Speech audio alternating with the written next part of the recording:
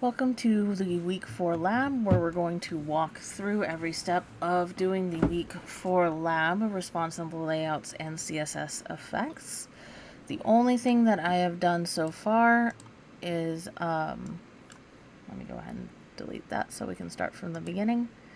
So I have created a week 4 underscore baker folder in my folders. So the first thing we do is we're going to download all our files. So we're grabbing the CSS, we're grabbing the HTML, we're grabbing the images.zip file, and we're grabbing the normalize.css. And then we're going to go to our downloads folder. We're going to grab all of those and we're going to move them to our week 4 lab folder. Now the images are zipped, so we need to get those out of there. So what I'm just going to do is I'm just going to drag them out to my week 4 underscore baker folder, and it should extract those. Again, I am working on a Windows machine, so if you have Apple, there's a little bit of a different protocol there, but basically you just need to unzip it so that you have an images folder here and you can see all your images. Okay. All right, so we've got an example here of what our finished files should look like. Again, this is out of your book. If you need to look at your book, this is the first one in hands-on practice. We can see the same thing there. Okay, so the first thing that it wants us to do is we want to open up the HTML file in our browser. I'm going to go ahead and delete the images zip file just so that it's not there. So let's open that up in our browser and look at it. Not bad, but not the best. Okay, we are going to be only modifying our CSS. So what we're going to do is we're going to modify this file right here. It's the chapter 7 project1.css file. So I'm going to right click on it, edit in Notepad++. Again, if you don't have Notepad++, you ignore that. You're going to have a little bit of a different workflow. You can do like a right click open with, or you can just open up your text editor and go from there. So we've got our project CSS. I'm going to snap this over here and that over there so you can see them together. The first thing we're going to do is we're going to add a flex layout to our header. Flex layout for the header element. Okay. So I'm going to find the header here, and I'm going to add a display flex to it, and that is going to add a flex element to it. It's going to be flexbox now. The next thing we want to do is set the justify content property of the header so that it is the H1 and the image space out to the left and right edges. So if you need a reminder of what different types there are, we can go to our book and go to page 295. That shows us our different flexes. So we're looking at justify content, and we want them to go to the left and the right. So we're going to do space between. Okay. So we're still in our header here. Going to add a new line. We're going to do justify content. And we're going to do space between. Okay, remembering to end each line with that semicolon.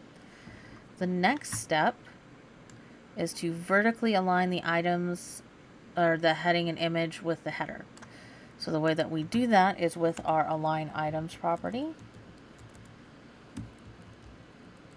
Items. And we're going to set those to center because we want those centered on each other. So we're going to save, and then I'm going to hop over here and we're going to take a look at it. So this is how it was before. So I'm just refreshing. So now they are flexed. We've got the nice centered in the vertical space, and then they are stuck to the left and right. Okay, so that is that step done. So the next thing we want to do is we want to make it so that the cards, each individual cards, don't take up the entire space. Instead, they're going to take up so that there's 4 to a line. You'd think that you would do 25, but if you do 25%, it's actually going to fit 3 to a line because it's adding in padding and margins as well. So we're going to do 24. So what we're going to do is we're going to change the width of the card class to 24. And the way that we do that is we go down to our card class here. This is a short file, so you can find it easily, but if you needed to, you could do Control F and find the word card, and it would highlight for you. So we're going to go to our card here. I'm going to add a new line after padding, and we're going to set the width to 24%. Make sure to get that semicolon there. Okay. Now, if we went and looked at it right now, it doesn't do a whole bunch because that image is still set to its original size, but you can see we've shrunk our box down a little bit here. So the next thing we're going to do is set it up as actual flex cards. So using the container class, so if we open up our HTML,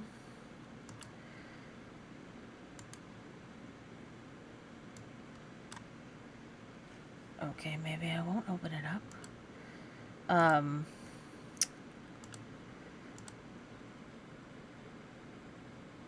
If we look at the HTML for this, we can see that there's a class container there, but there's not a container class in our CSS, right? So we need to add a style. So what we're going to do is we're going to do the containers class, so dot container, because it's a class, not an ID. And then within that, we need to make it a flex box. So the way that we do that again is display flex. And then we need to set its align items and justify content properties to center. Again, I am on step 4 here. Let me highlight it. Okay. So align items, center, and then justify content, center. Okay. Now we're going to actively affect the cards class. So again, looking at our HTML here, each of the sections is cards, and then the individual card is each individual one. So we don't have a cards class here, so we're going to go ahead and add that. So cards, got my braces, and then within that we are going to make it a flex box. So display flex, and then we need to set the justify content so that the items space themselves out to the left and right edges, just like the header. So what I can do is I can go up to the header and grab the justify content space between here, pop that down below the flex. To highlight a whole line, you can just triple click on the line. 1, 2, 3 clicks. And then Control C to copy, Control V to place. The next thing we're going to do is make sure our flex wrap is set to wrap. And I'm going to show you why. So we're going to save here, and I'm going to look at my file. Okay. So you'll notice that they are all on one line, right? Not great. We want 4 on one line. And for that, we need them to wrap within the space. So we do a flex wrap here, and we set that to wrap. Okay, and then we're going to save and reload. take another look at it. So now there's 4 to align, but you'll notice there's a problem, right? So all of our images don't fit the space. Instead, they are still doing their width and then stacking. So we need to fix that, which is what we're going to do in our next step. So it says, when you test this step, examine the book images. When you shrink the browser width, notice that they go beyond the width. Okay? So the way that we fix that is that we are going to set the max width property of the card images to 100%. This is another one where we do not have a class already, and the images themselves do not have a class on them. If we look at our images, there's no class there. So the way that we target those is using the parent-child relationship. So we're going to call the parent container, which is our cards, not cards, card container, because that is the next up block level item, and then image. So it's saying if there is an image within that card class, do this thing. So we are going to set the max width image or attribute to 100%, which is saying that if it is smaller than 100% of the container, that's fine, leave it alone. If it is bigger, make it so that it fits that container 100%. So I'm going to save again, and I'm just hitting Control S to save instead of going up here to save. You can also go up there to save the little floppy disk, or go to File and then Save. But you have to save each time, otherwise you're not going to see any difference when you refresh. So I'm going to reload my page. And now we have 4 to align, nicely laid out. Goes from the left edge to the right edge. And then all of the images fit within their container. And then if you also shrink the page, notice that the images shrink as well. Okay, so that is step 6. That's what we did. Set the max width of the image cards to 100%. Now step 7 is a big one. So we're just going to take it one at a time. All right, so this is where our filters come in. And so they're in the book.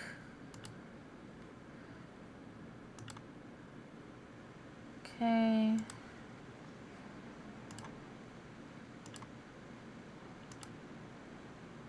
Filters starts on page 324. And then also in our lovely handy dandy Mozilla reference, which is in our resources module. So if I bring up another tab here, just to show you how I got here, I'm in the resources, and then I went to the documentation CSS. I went ahead and opened it in another window. So since mine is so small right here, you can't see the search thing. Click the hamburger button. And you type in filters. There we go. This is another lovely little resource for filters. Okay, so step 1. We are going to add a saturation filter of 150 when hovering over any of the book covers. So hover is a pseudo class, which means that it is not a class within CSS. It's basically an event that your browser is detecting. So we don't have any hovers in here. The way that you add a hover is that you add :hover on the class. So we're doing this on our book covers. So we're going to do .card space image :hover, and then our braces.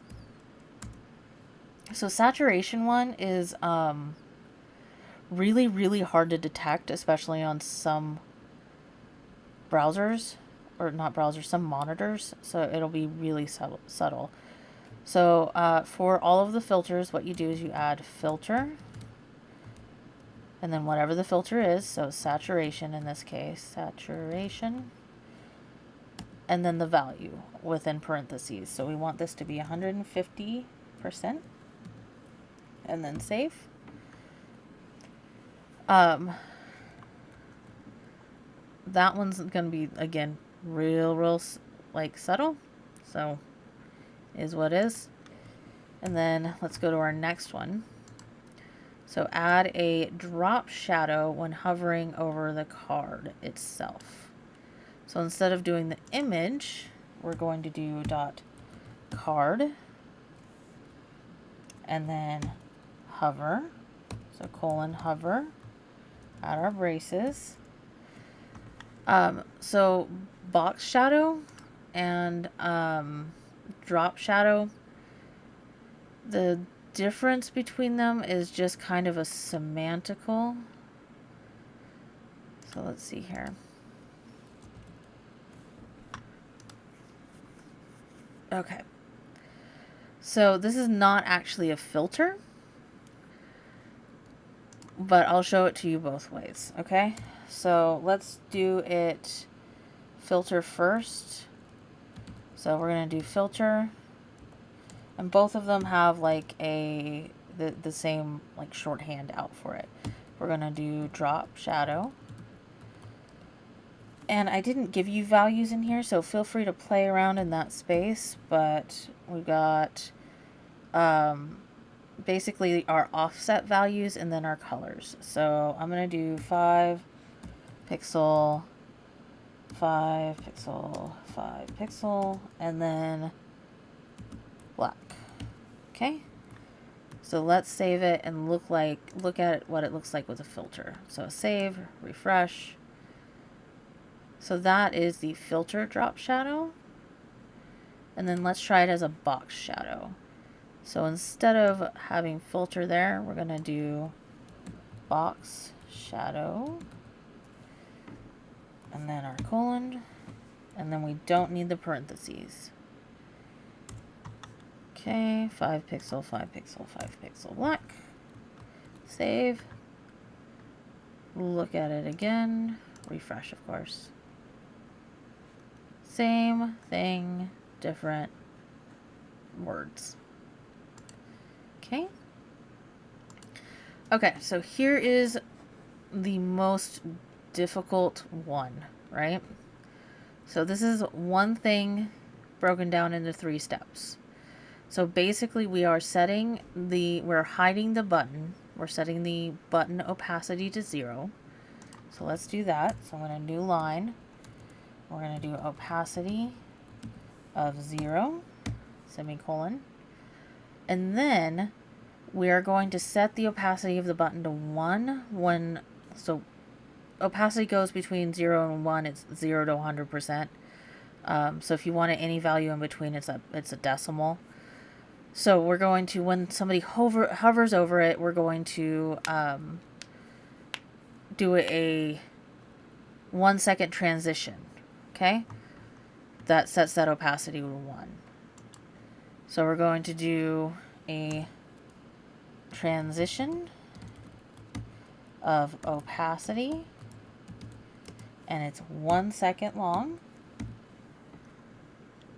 And then this is where the action actually happens.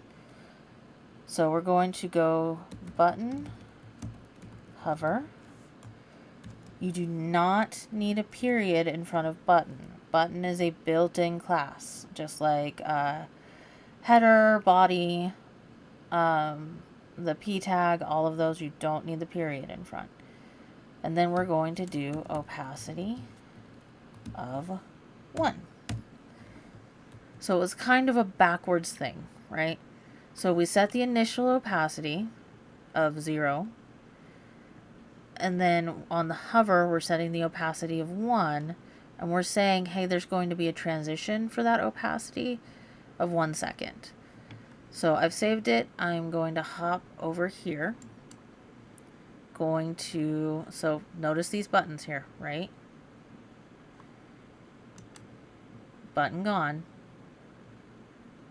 Hover. Okay. All right.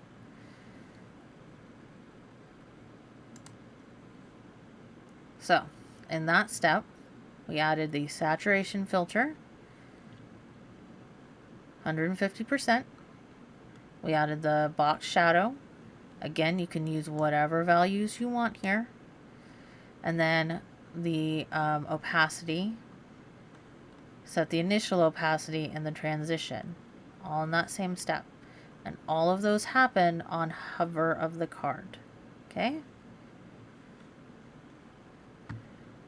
The last thing we're going to do is, so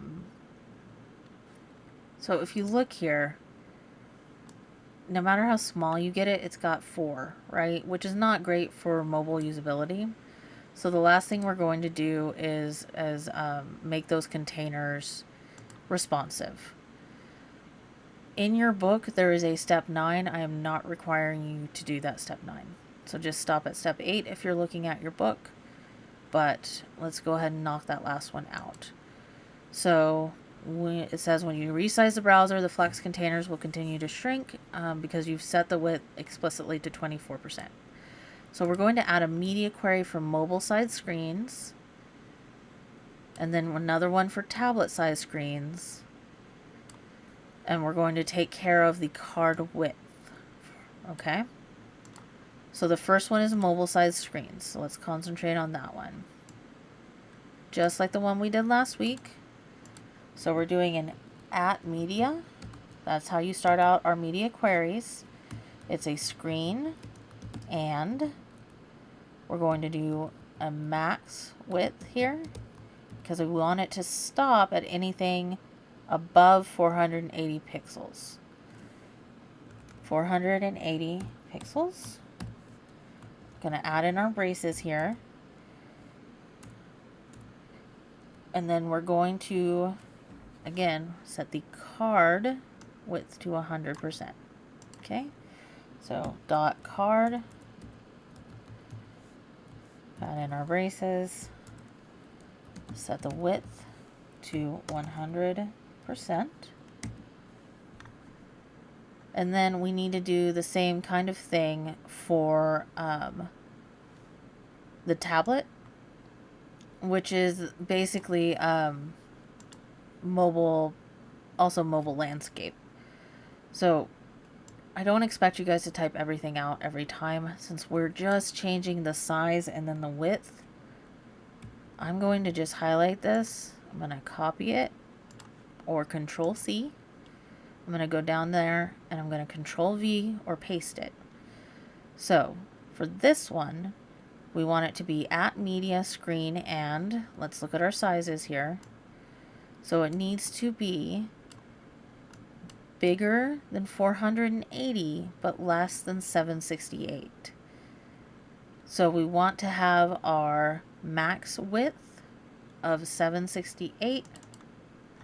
So I'm just going to change that. And then write another and. We want min width of 481 pixels. Why are we doing 481?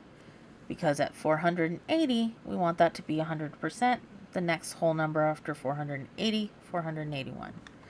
And then we want to set that to 45%. So we're at 45%. And then we're going to save. Save often. Okay. So what I'm going to do now is I'm going to make this the full width of my screen. And we're going to reload it. So we've got button, got the hover, and then let's shrink it up. And we see that when we get, boop, so that somewhere around there is at 768. And again, we set it to 45%, not 50, because we got to allow for padding and margins. And then if we get even smaller, which I can't actually do with the window, so I'm going to go to the inspector, which is right-click inspect, or again that F12, and then click that button that looks like a phone and a tablet, and we see here that the cards take up the whole width of the screen. So we know that we've done it correctly. Okay, and we can see if we look at it in the inspector, if we go to a card article here, we can see that it's set to 100% because that media query is working. So I've got that saved. I'm going to bring up my file here. Got all of my files. So I'm going to take that week 4 and I'm going to go to send to compressed zip folder. That zips it for me. Again, right click. And we're looking for send to right about here. And then compressed zipped folder. Okay. And then we just turn that in. So I don't have the ability to actually turn it in, but you would, drag it there, upload it there. If you want to take a look at the 9th step, feel free. It is just doing the fonts. So the fonts and the header heights. We've already done that last week, so I'm not having you guys redo it again. But it uses those variables that's in the normalize file to set those. If you have any questions, pop them in the group discussion. Otherwise, I will see you all next week. Bye.